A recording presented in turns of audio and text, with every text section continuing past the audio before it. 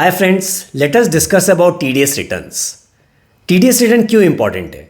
As a deductor, जैसे ही मैंने किसी का अगर टीडीएस काटा, that is deductee. In are case let's assume, अगर मैं एक एम्प्लॉयर और एम्प्लॉय का एग्जांपल लूँ, एक एम्प्लॉयर जब एक टीडीएस काटता है एम्प्लॉय के लिए या एम्प्लॉय के बिहाफ में rather, in that case it is important कि वो जो टीडीएस काटा गया है उसका क्रेडिट एम्प्लॉय को सही तरीके से मिले। वो कैसे मिलेगा? Through the TDS return. So it becomes very imperative for the employer or any director for that matter to deduct TDS, then pay the taxes on a monthly basis. उसके बाद वो क्वार्टरली उसे मैंडेटरी फाइल करे। जब वो quarterly एक deductor अपने TDS return को फाइल करता है अलॉन्ग विथ सारे डिडक्टी के details, only in that case एक एम्प्लॉय को या फिर डिडक्टी को इन केस ऑफ नॉन सैलरी उसका क्रेडिट उसे 26AS या फिर AIS फॉर्म में दिखता है। बेसिकली एक बार वो आ जाए क्रेडिट, उससे वो यूज़ करके अपने टैक्सेस के साथ एडजस्ट कर सकता है या फिर रिफंड क्लेम कर सकता है in their income tax return. So that's very very critical कि वो टीडीएस रिटर्न टाइम पे फाइल करे। जैसा मैंने कहा, monthly TDS has to be paid by the deductor and quarterly filing important है। अब जब हम फाइलिंग की बात करें, वैसे तो बहुत सारे फॉर्म्स हैं अलग अलग टीडीएस रिटर्न्स के। दो सबसे कॉमन फॉर्म्स जो है जो आपको याद रखना है is 24Q and 26Q. What is 24Q?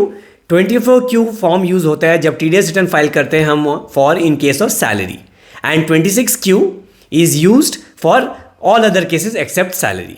इसे छोड़ के और भी कुछ फॉर्म्स आते हैं लाइक 27Q एटसेट्रा, जिसके बारे में हम डिटेल में बाद में सीखेंगे as we proceed further, right?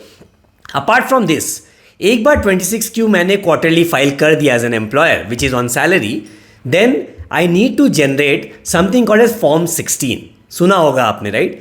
Form 16 generate होने के बाद वो फॉर्म हम देते हैं अपने एम्प्लॉय को एज अ प्रूफ कि ये आपका इनकम था एंड आपका सैलरी इनकम के अगेंस्ट में इतना टीडीएस कटा है, तो this is your proof as a document. इसे हम टीडीएस सर्टिफिकेट भी कहते हैं। सो याद रखिएगा Form 16. Now Form 16 has got two parts, part A and part B. Part A में बेसिकली डिटेल्स रहेगा एम्प्लॉयर का, एम्प्लॉय का पैन, उसके कितने टीडीएस पेमेंट कटे और कौन से चालान के बेसिस पे जमा हुए ऑन अ क्वार्टरली बेसिस।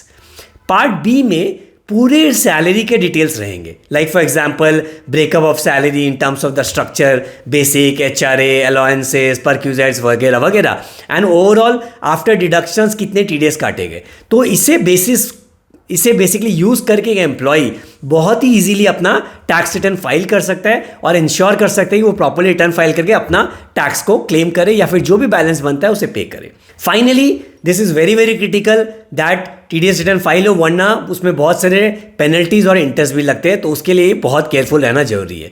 हम जैसे जैसे आगे बढ़ते हैं हम सीखेंगे और भी टीडीएस रिटर्न्स के बारे में। Thank you.